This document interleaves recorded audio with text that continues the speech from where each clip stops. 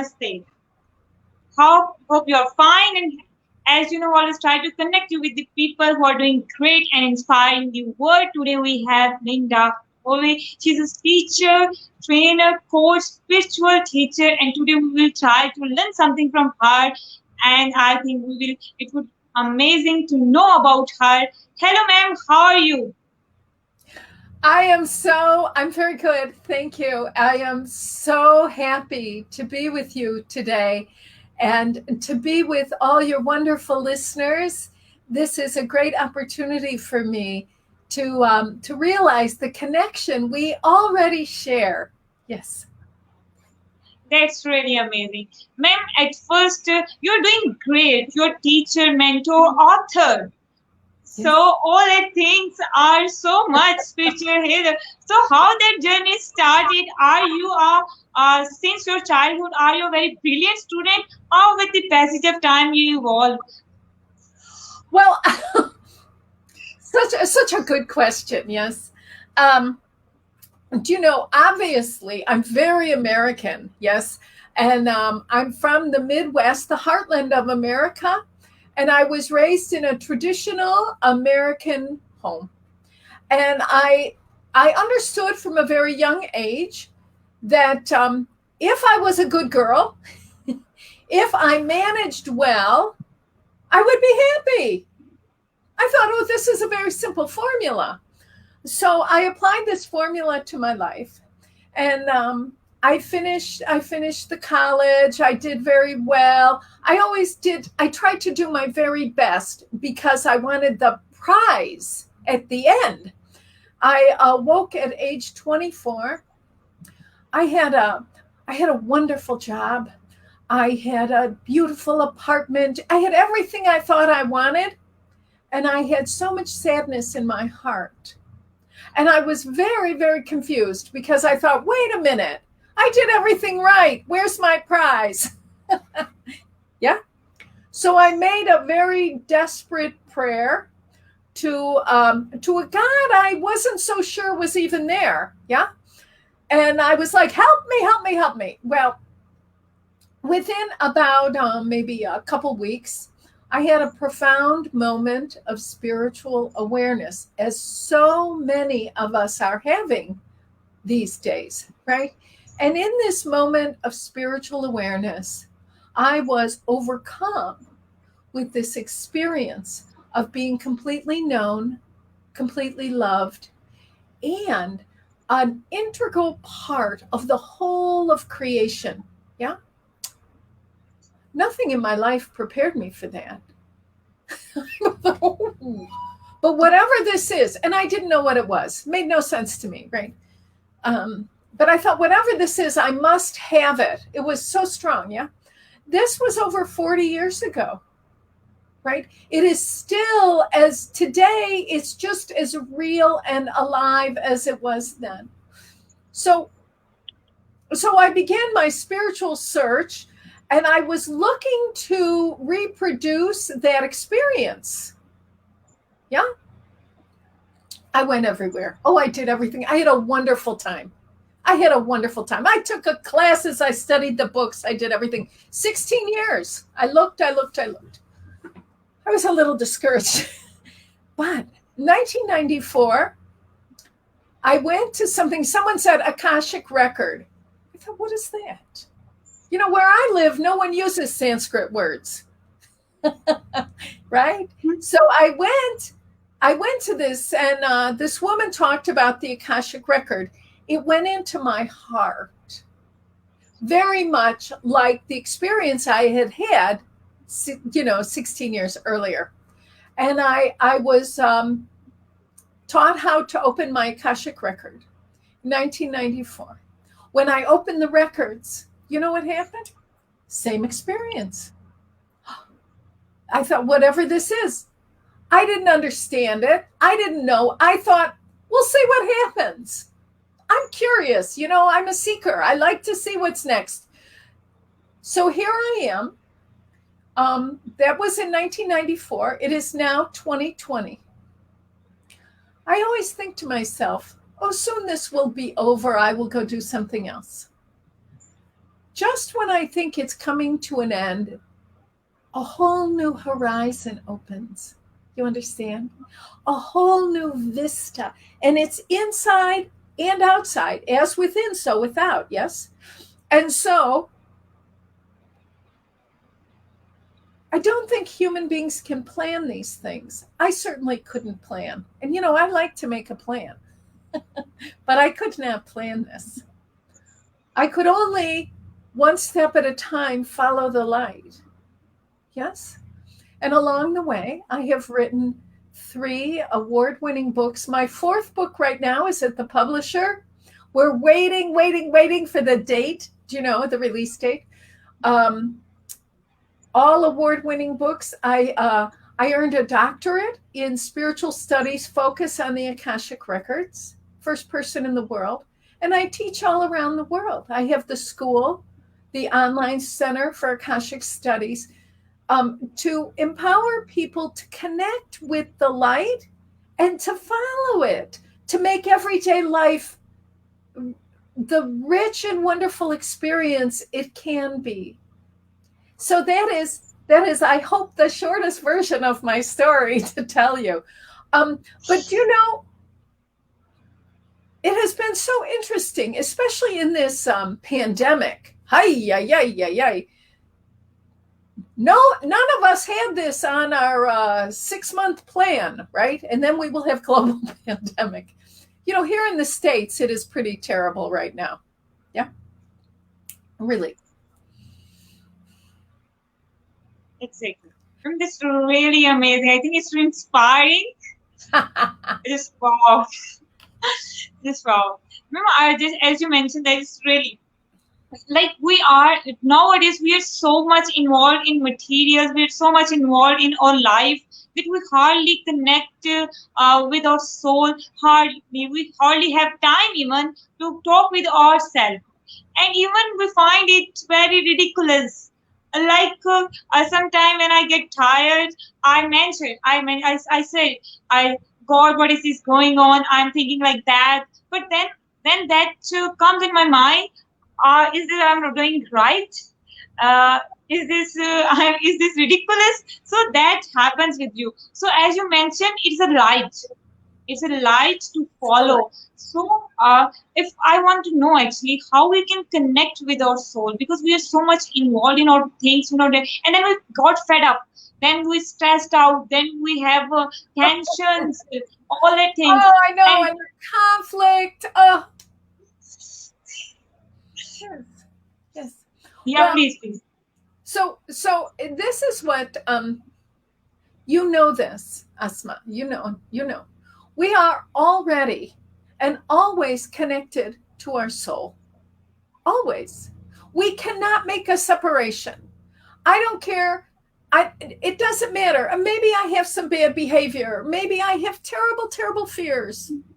Nothing is strong enough to make a separation between a human being and the essence of the soul. It is permanent. It is part of who we are.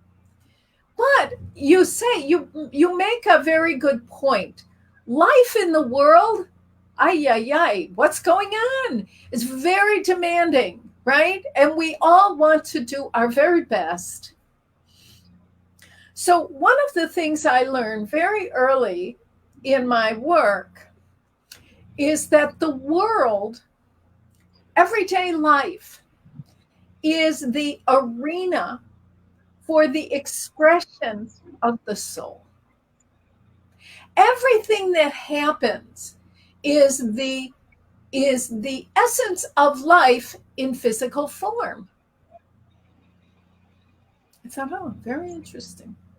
So I used to be very much annoyed by life. Oh, life, you get in my way. I want to meditate, right? I want to finish this up so I can do my soul work. But this is my soul work, my life, my relationships, my relationship with my son, my relationship as a mother, as a daughter, as a sister, as a partner. All my relationships are the work of my soul. Everything I do, from wash the dishes, clean the house, write a book, stand on my head, all ways to experience and express the infinite love and light within. This is a very shocking news to me. Very shocking. I thought, oh, this cannot be. This is crazy because spiritual is one thing, ordinary life is separate, very far away, right? No, Right. I was wrong. I was wrong. It's all one. You know, when we say we're all one, I understand that you and me, we're one. We can feel that connection, yeah? I understand that. But me and ordinary life, I'm not so sure. But so I take my guidance has been, right, to take one day at a time. I don't like that. I'm a visionary. I like to take all of life in the moment. Ah, that's nice. Nice idea. But if our spirituality does not empower us in everyday life, it makes no, who cares? It makes no difference. It's no use, right? One of the most exciting features of the new spiritual awareness is that it takes us into life, not away from it. No more, right? Remember, you know, for many lifetimes, we go to the mountains, we go to the cave, we make our prayers. We don't get dirty. We don't dirty our hands with life. Now, this is where the pulse of life lives in the world. So the question becomes, how do I maintain my spiritual awareness while I live in the world? But see, Yeah. all right, it's a big question, yeah? But see, it can only be like like today, right? Today. So today I make my prayer. How can I be, please use me for the good, right? And then I have to go out into life and do my best, right? But see, I like to look. I think, okay, dear God, I would like to see you today. Please show yourself to me in the everyday details of my life. And so I begin to see the people and the experiences as opportunities to encounter the great truth, the great light. Instead of being always irritated, no. It's like, right? It changes my relationship. The spiritual work changes, it transforms our understanding, our interpretation of everyday life. Everyday life is pretty much the same, you know. We make dinner, we talk to our friends, we clean the house, we do our work. It's pretty much the same. But with a spiritual awareness, it becomes a sacred opportunity to experience and express the infinite love within. It's within you, within me, it's within everybody. Okay. The other thing has been so interesting for me. I was raised in a religion that believed very much in suffering. Right? Suffering is good. It's all right. It was the best idea we had. So, also, that it's important to do good works. Yeah. And if you have to be a martyr, good. It's good to be a martyr. Good to sacrifice yourself and suffer for others.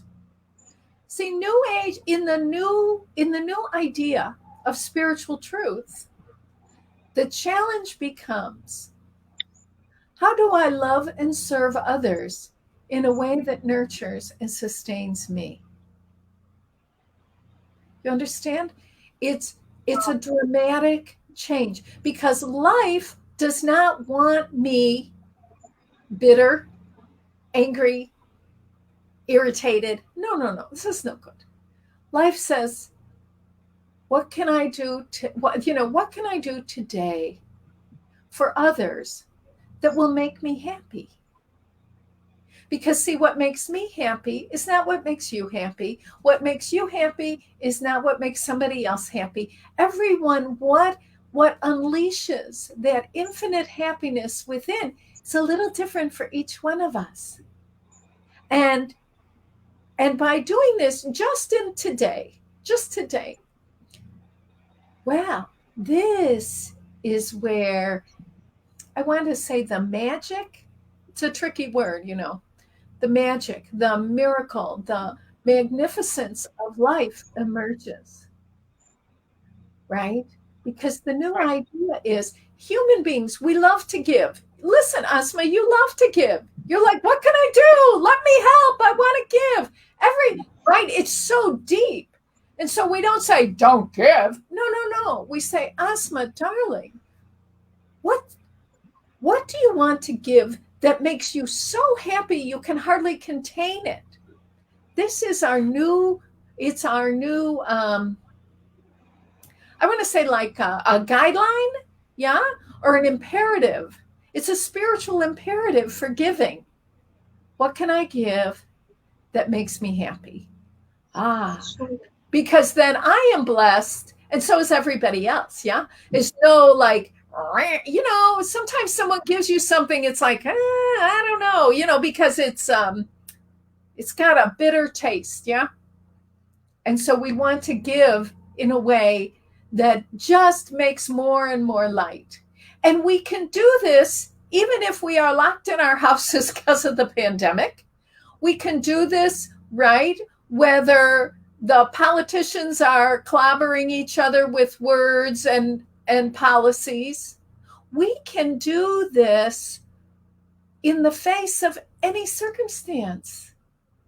This is this is revolutionary for me personally. Yeah. And for the people that I teach. It's a very, very exciting idea. Does this make sense to you? yeah, exactly. That's really wonderful. There are some, as we actually, as you mentioned, that we actually misunderstood that thing. We actually disconnect the both, but they are actually same. If we realize it's so deep, but if we realize that it's actually in the past, people, as you mentioned, that people left their houses, people left their life and go to caves and jungles to live a spiritual life, and we realize that actually the spirituality is this, but it's not. It's the misconception, ma'am. As you mentioned that we need to give people's good. So is there evil and good? Is there good things or bad thing concept? Like sometimes we, as you mentioned, that is that things are existing? Is that I want to clear actually? Is that I want to know more? Is Okay. there anything? Okay. Yeah, yeah. I love this question. This is a good question. Okay. When we look when we look through the light, yeah, Akashic light, the light, there is only good. Only good. Even when there is, I know it makes this is a tough concept, yeah? But even when there is bad behavior, and there is a lot of bad behavior, right? Much bad behavior. It is always with an intention to, that's not the way I want to say it. Here's the idea: every action every human being ever takes is their best effort at the time to expand their own experience of love.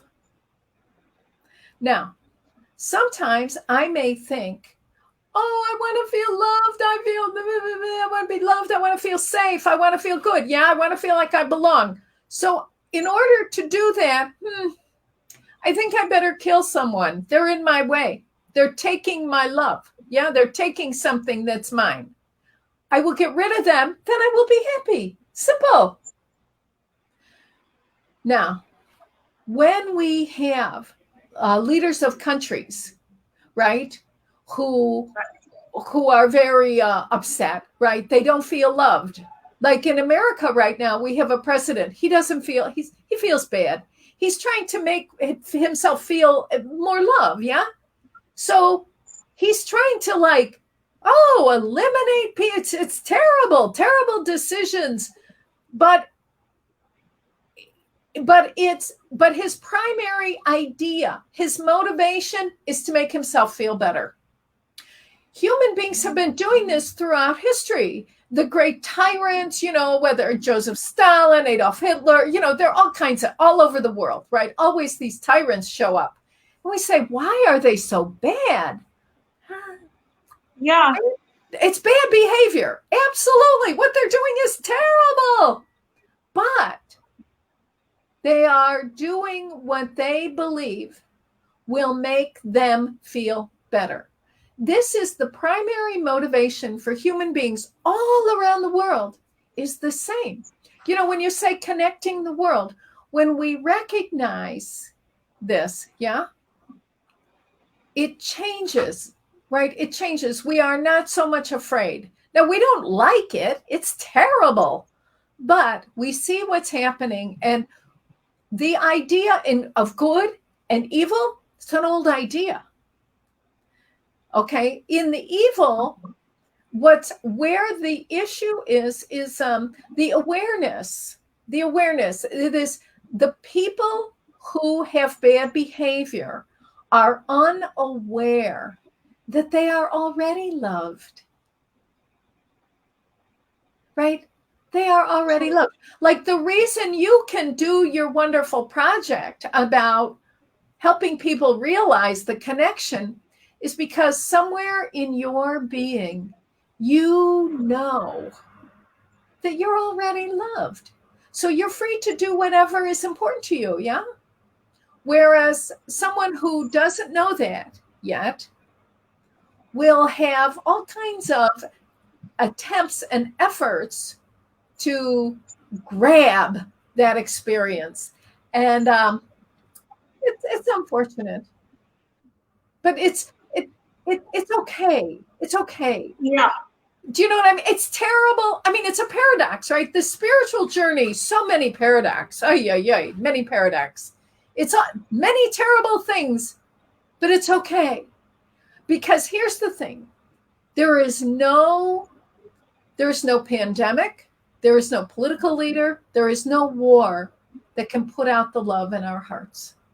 Human beings keep loving each other, even though governments are doing crazy things. Human beings. The love, the universe of love lives within every person. And nothing can stop that. I think one of the most powerful ideas of today is that even though the world is really kind of crazy right now, people keep loving. Oh, who knew? Who knew? It's beautiful. It's beautiful. Excellent. And it's a little crazy, right? It's a little like out in the world right now. But it will be okay. Because the love, the light is stronger. The light, if there is one power, there are not two powers. It's not like evil has power. There's only one power, the power of life. And we are all part of it. And when we realize that, the light within gets like, it's like someone turns on the switch, yeah? And then you're like, oh, wait a minute. What was I thinking? Ha ha ha, I have things to do. Yeah? Exactly. And we need to, we can, rather to focus on that things, we need to support each other. If someone is not loved or unaware, we need to, if you have that, you are loved and you have that, you need to support that person. You need to share love. That's really amazing. Ma'am, I want to know, I want this question, I really want to know that. Because everybody nowadays wants success. Everybody is in search of success. But how a spiritual healer define our success? if you define a success, how you will define it? What is success to you? Because everybody wants it. When we born, our parents said us, "Beta, you should be a successful person." Our teacher said, "Beta, my dear child, you should be a successful person." Whatever. But what is success to you? How you would define it? I really want to know. Success for me is when I recognize and listen to the voice within, and I take action to express my deepest truth in a way that that makes me feel in harmony with life, yeah, but also Yeah. it's love and service for the world, love and service for the people around me. How can I give? What can I give today in a way that nurtures and sustains me? As I address that question, for me, success is very much about living in the question, being alive in the experience, because I like ideas. I get very excited about ideas. Sometimes my ideas take me away from my feelings, right? I want my ideas, my feelings, and my actions to be in harmony. That is success. Heart, Wow. mind, Yeah. and will in harmony. Not rigid, right? Not rigid. Heart, mind, and will. Heart, mind, and will. Action. Yeah? Super, super. I think it's the super definition that I ever listened. Thank you so much, ma'am. It's really honored to have you. It's a wonderful session. Many new things I learned today. I think it's really honor. Ma'am, at the end, anything you want to say, any message, any advice? Do you know, for you and for really all the wonderful people who are with us, I want you to know no matter what thoughts you have, no matter what feelings you have, no matter what you've done or what you have failed to do, there is goodness in you that is far beyond your wildest dreams. You cannot extinguish the love in your heart, and it is all there for you today. And your job is to enjoy it to the best of your ability. And even if you can't, life loves you anyway. Super. I think the amazing message. At this message, we will this is the I think I second, and this is the message. Thank you all for watching. Thank you, ma'am. It's really an honor. You are doing a great job. I think you are promoting life throughout the globe, and that's amazing. I think super. Thank you all for watching. At the end, we always say one thing: stay positive, be positive, and spread positivity. And in this way, we can bring positivity around. Take care of yourself and take care of others. Goodbye. Allah Hafiz. Rab Rakha. Namaste. Namaste. Thank Thank you. All right.